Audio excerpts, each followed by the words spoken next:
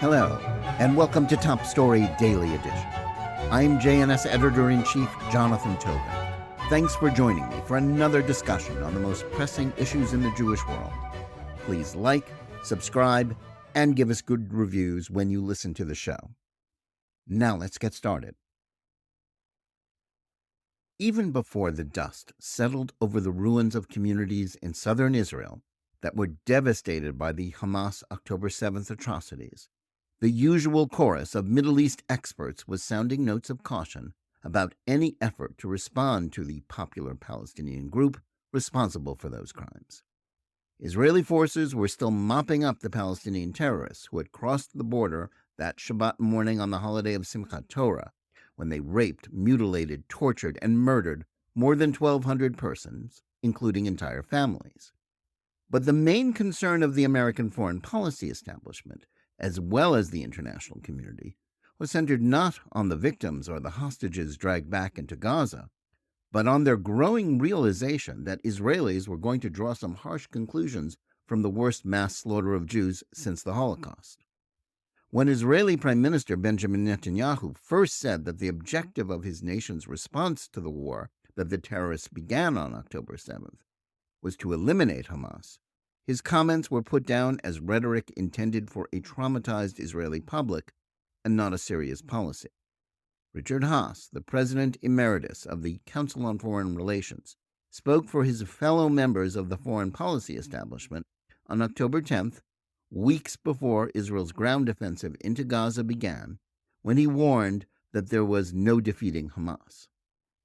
Haass said that while Israel might be allowed to strike back at Hamas, it should put any notion that the Islamist group that has governed Gaza as an independent state in all but name since 2007 could be eliminated.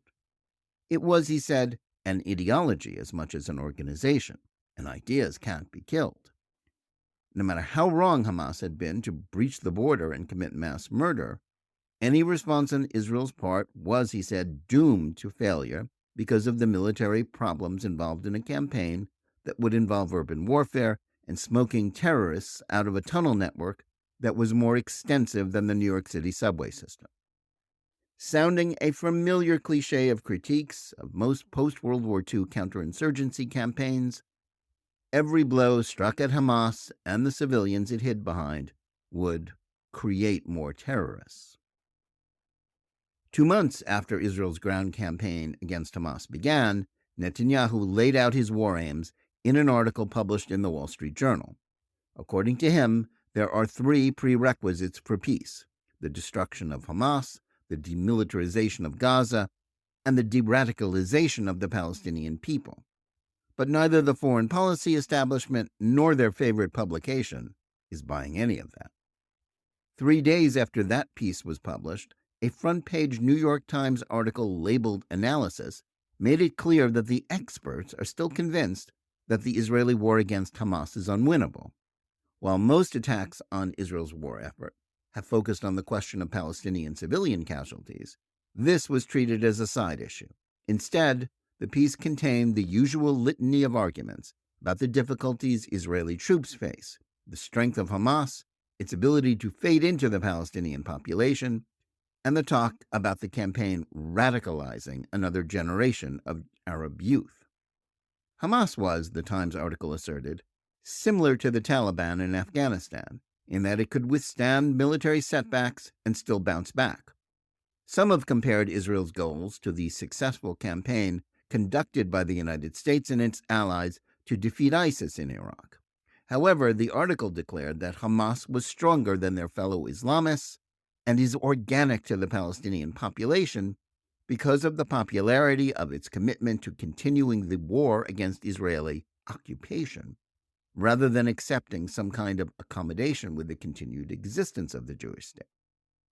Probing deeper into the Israel Defense Forces problem, the lineup of experts quoted also claimed that despite the obvious progress it had made in the 2 months of fighting, again by the IDF, Hamas was far from defeated, and that it would take far more time, treasure, and blood than the Jewish state could possibly expend to root the terrorists out from every inch of Gaza. The conclusion to be drawn from this dismal evaluation was that the Israelis had to concede defeat, and as the Times' chief Netanyahu basher, columnist Thomas L. Friedman, wrote last week, the Israelis need to realize that his three objectives are unrealistic. They must, he crowed, pack up their troops, leave Gaza, and go home. And if the Israelis don't do so soon, then President Joe Biden should apply some tough love and make them. He suggested that America, as Friedman has been urging his entire career, use all of its leverage to force Israel to accept defeat and a new peace process that will bring into existence a Palestinian state that will end the problem once and for all. Now, the skeptics are right that the IDF is still a long way from complete victory in Gaza. Hamas is far from defeated and likely has considerable forces still able to fight in the parts of the tunnel network that have not yet been destroyed by the Israelis. No one in the Israeli military was under any illusions that the problem of eliminating an enemy dug in so deep and which had been preparing for years for just such a confrontation would be solved quickly. In addition, and despite the carping from the international community and the Biden administration, the care that the IDF takes in trying to avoid civilian casualties as much as possible has slowed the campaign and exposed Israeli troops to danger, which is why the toll of IDF casualties has been so high in recent weeks. Still, the notion that the Gaza tunnel complex is an impregnable fortress that cannot be destroyed, or that Hamas gunmen are so skillful, daring, and clever that they cannot be killed or captured in the small geographic area, which is getting smaller every week, in which they are holed up, is nonsense. More than that, those making such arguments are not, as they claim, simply speaking with wisdom gleaned from decades of failed counterinsurgency campaigns by Western armies against popular local groups. To the contrary, they are confusing the Palestinians' war to destroy Israel with a conventional insurgency against a foreign occupier, even though that is the way the struggle has been framed by the Western corporate press for decades. Their motives in making such arguments are also disingenuous. They've argued for a generation that the only solution to the conflict is territorial compromise and the creation of a Palestinian state.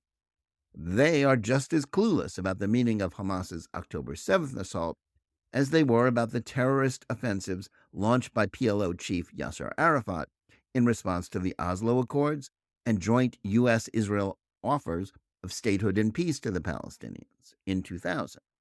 They refuse to accept that an Israeli military victory is not only possible but desirable, because to do so would be to admit that people like Haas and Friedman have been wrong all along. The same is true for the diplomats and politicians like Biden, who have spent their entire careers claiming that the formula for peace is pressure on Israel to make concessions to the Palestinians. The aftermath of October 7th should have been a moment when the establishment needed to stop and admit that they had been wrong. The Palestinians have rejected every compromise peace offer that would have given them statehood for the last 75 years. And that's not because, in Israeli statesman Abba Eban's memorable phrase, they never miss an opportunity to miss an opportunity. It's because they don't see a peace that would give them a state as an opportunity if it means accepting the legitimacy or even the existence of a Jewish state, no matter where Israel's borders are drawn. October 7th was, like the suicide bombings and other examples of Palestinian terrorism that were launched in the fall of 2000, an indication of Palestinian intentions and not frustration with negotiations that hadn't succeeded. Nor can Israel simply pack up and leave, as the Americans did in Afghanistan, Iraq, and nearly 50 years ago in Vietnam. Gaza isn't halfway around the world from Israel, it's next door, and a policy of allowing Hamas to maintain its military capability, a matter of consensus among Israel's military and intelligence establishment, and supported by the leaders of the opposition as well as Netanyahu, was a fatal error.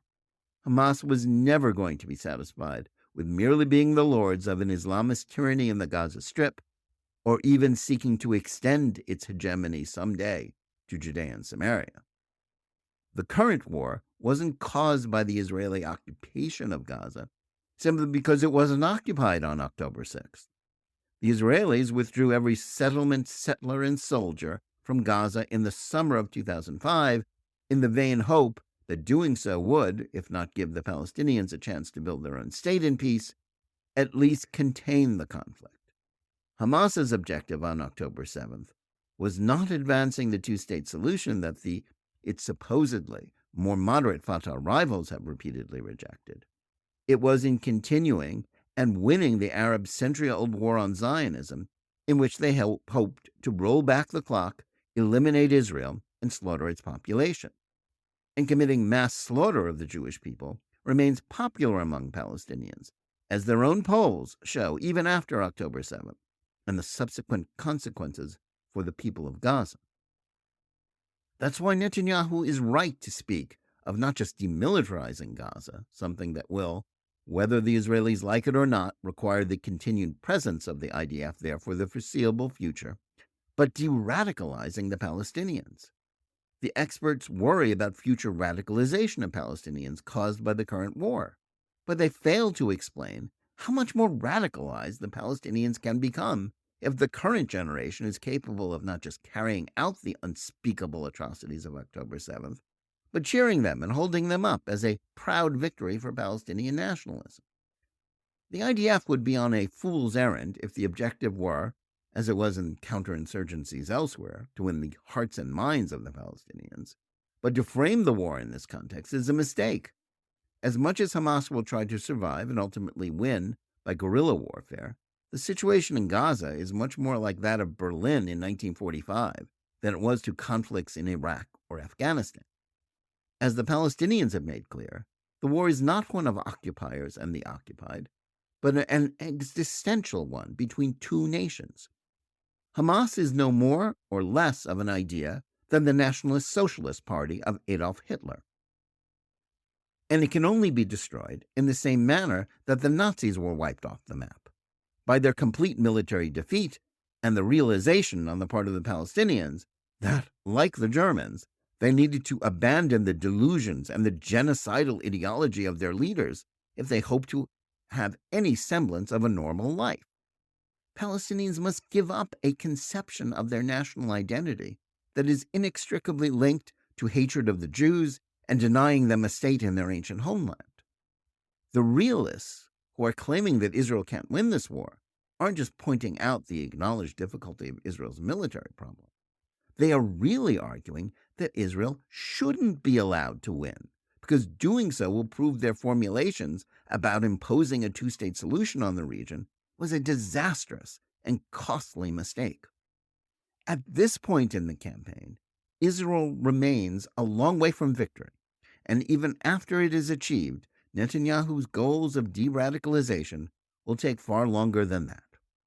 Should Biden succumb to the pressure from the anti-Semitic intersectional wing of his Democratic Party and cut off the flow of arms and join the international community in condemning the war, steps that, thankfully, he has not taken even as he speaks out of both sides of his mouth on the subject, then an Israeli victory will likely be impossible.